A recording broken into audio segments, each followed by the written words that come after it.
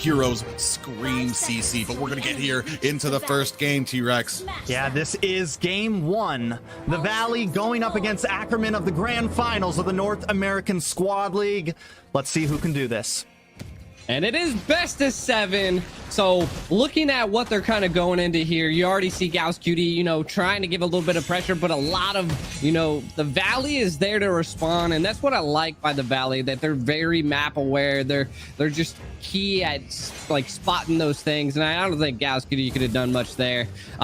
Again, like I was saying at the very beginning in the ban and pick phase, I'm going to suggest and know that Hoon and Shark are just going to be like buddies. Like they're going to be together. They're going to be like a key win condition here. It's going to be interesting here. We do see that the Little Wanderer is going to go over to the Valley here, and it looks like they're kind of just letting the marksmans duke it out here, at least for the beginning here. And I do feel like Clint wins this out a little bit in the early game here before Basic can get those 3 items on Claude that you need, Demon Hunter Sword, the Golden Staff, and stuff like that. So I mean, it just depends on how we're going to be ganking, how we're going to be setting up these objectives right now, because there's not as much force that we're seeing from the side of the Valley right now. Like I said, they like to play it slow in the early game. Yeah. And you know, playing it slow is something they'll end up having to do, right? So one of the biggest things that if I have to suggest the Valley, like a kind of a win condition, we're looking at Ackerman. They just have a decent amount of magic damage. So I'm going to see probably some magic items, but we might have a conflict here. Yato getting cut off here, able to escape that one though. So nothing too crazy. I will say, I feel like the Valley definitely kind of hovered into the late game here with Basic, with this Barats and everything. Not a whole lot of, not a lot of mobility in the start of this game. They're really going to come in, but wait a second. Yureshi does get knocked up. Almost gets a knockout strike, but Yureshi is able to dance around that turtle now on the field. Mobazane is going to come in and start this up as Gals and Yato keep their distance, waiting for the moment. Tarzan also trying to find space, but we have seen Fried Chicken now rotate down, and it looks like Ackerman are going to give that up and try to gain a little bit of ground elsewhere on the map. Yeah, I mean, wise choice. I mean, you don't want to. Oh my God, he's gonna. I don't even know if he's gonna be able to get that in a pop-up.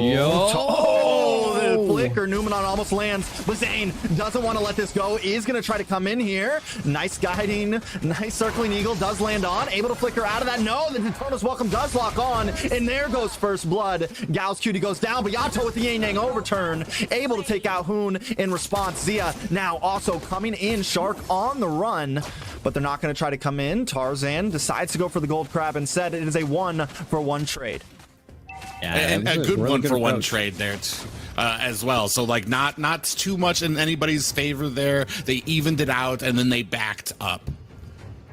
Yeah, and of course they had a really good approach. They tried to get that retry off. Tarzan trying to secure a little bit of a steal on the side of Mobazane. I think they might be a little salty here.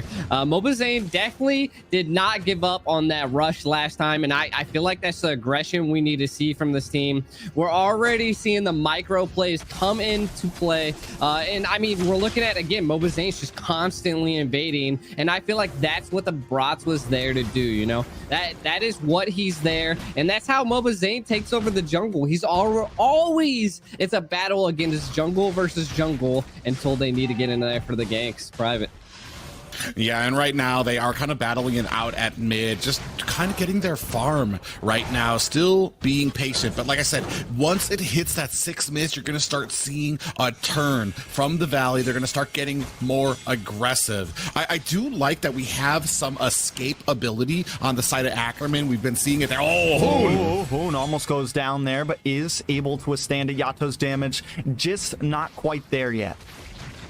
Zane, though, is coming in to try to haggle onto this blue buff. Tarzan misses. Not able to secure that. Zane does take the blue buff away from him.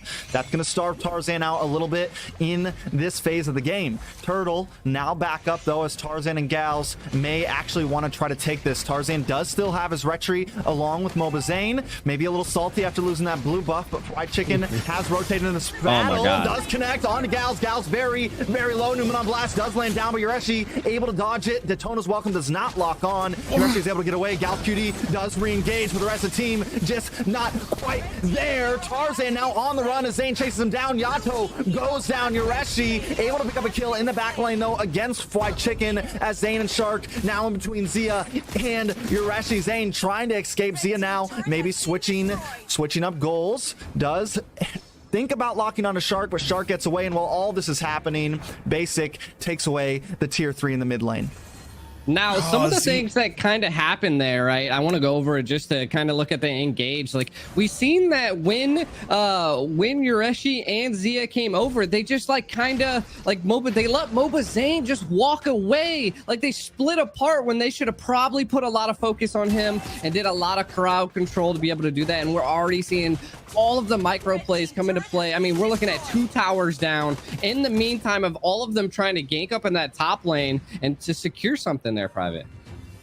Yeah, I feel like communication or being in sync is a little bit of a problem, or shot calling. We have a gal, like I said, you just what you said, Zia and Yureshi, if they both would have focused one target, they probably could have punished Zane, taken him out there. But Yureshi decided to go back, looked at Shark. A full health Shark there. So, and then Matilda, Gal's Cutie was at low health, decided to come in with that circling eagle. There was no real like benefit out of it. The team can disengage, and I feel like that's something that some of these teams are gonna have to learn a little bit. Is it's all right to disengage, live to fight another day, but we do, because now we have a huge advantage given over to the Valley, and they are pretty much just having their way.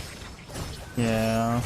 I do got to give it up to Yureshi, though. He is playing a clean game right now. 1-0 could end up being the saving grace for Ackerman in this game. If he can scale up, he could create some of that zoning pressure. We've seen he's able to use that sprint, able to use that second skill to get out of that Daytona's Welcome in time. So if they can bait that out, kind of make Mobazane a bit more useless there, as Zia also Deathless can stack up some more damage, it could be the possibility for Ackerman to turn this game back in their hands, but they're at a 4K deficit right now, G.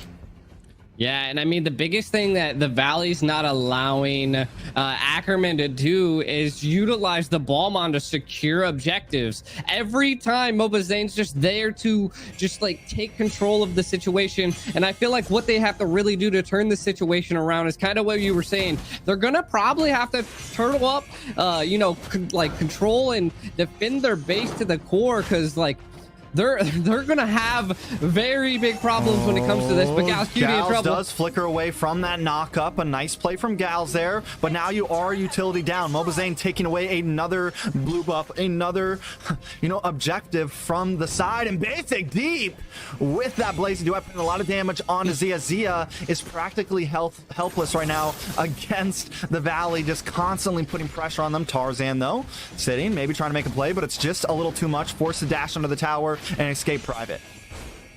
Yeah, and right now it is just, it is innumerable how much of a lead that they have. I mean, Basic already has his core items for that Claude. Another engagement here. I don't really think they're going to be making anything of it. They're kind of poking at it. And on the side of Clint, only has that endless battle right now. So, like, as marksmen speak, oh no, Tarzan in trouble. Tarzan does get away though. Yureshi with the falling star moon lands on top of Zane, backing the Valley out of their base there, and that's what they need to do. They can't take any more losses on these towers, I feel like, before this Lord comes up.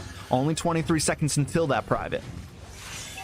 Oh yeah, like I was saying, like they're already almost at the 3 core items for that Claude, and Zia unfortunately just not able to get farmed. I mean, they're just, especially with his escaping ability on that Clint, he's not able to kind of be able to disengage, especially when all of these jungle minions basically belong to the Valley right now, and that's what happens when you push in these towers, especially the mid tower. You open up that jungle for invades like this. Gals is deleted. Blazing Duet followed up by the Numenon Blast takes out Tarzan.